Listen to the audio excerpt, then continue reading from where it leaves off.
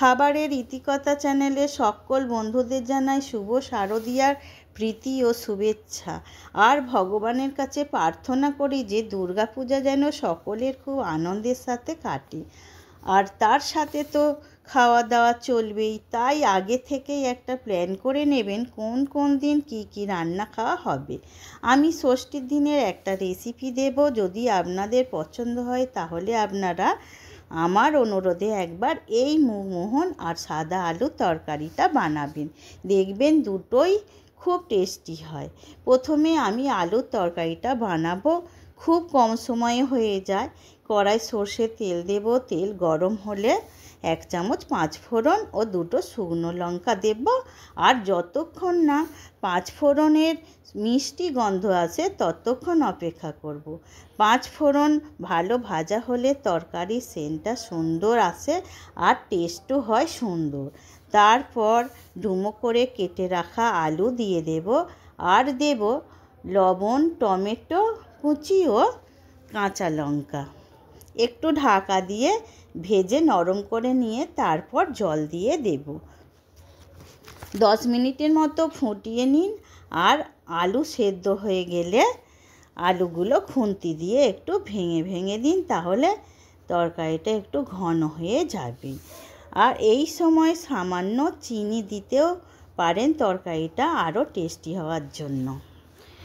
এবার আমি মুগমোহনের জন্য একটা মশলা বানাবো। তার জন্য নিয়েছি 1 চামচ করে জিরে, মৌরি, ধনে ও কয়েকটা শুকনো লঙ্কা শুকনো কড়াই ভেজে গুঁড়ো করে রাখবো। এরপর ডাল ভালো করে ধুয়ে নিয়ে ভেজে নেব। কড়াই অল্প তেল দিয়ে ডালটা ভেজে নেব।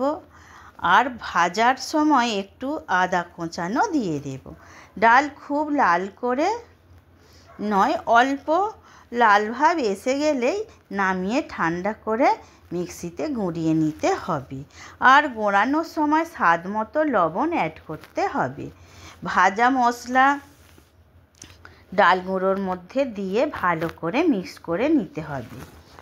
ময়দায় একটু লবণ ও সাদা তেল ভালো করে ময়ান দিয়ে অল্প অল্প জল দিয়ে মেখে নেব।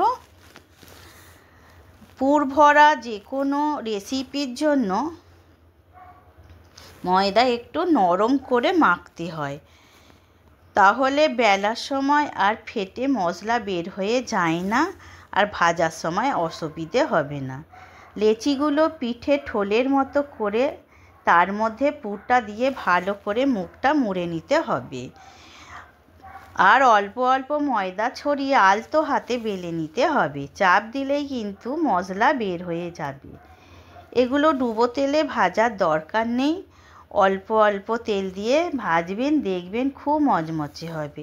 দেখুন বন্ধুরা কত সুন্দর হয়েছে এই মুগমোহন। এই সাদা আলুর তরকারি আর গরম গরম মুগমোহন খেতে এত ভালো লাগে আপনাদের কি বলবো। প্লিজ বন্ধুরা একবার ট্রাই করে দেখুন। আবার দেখা হবে।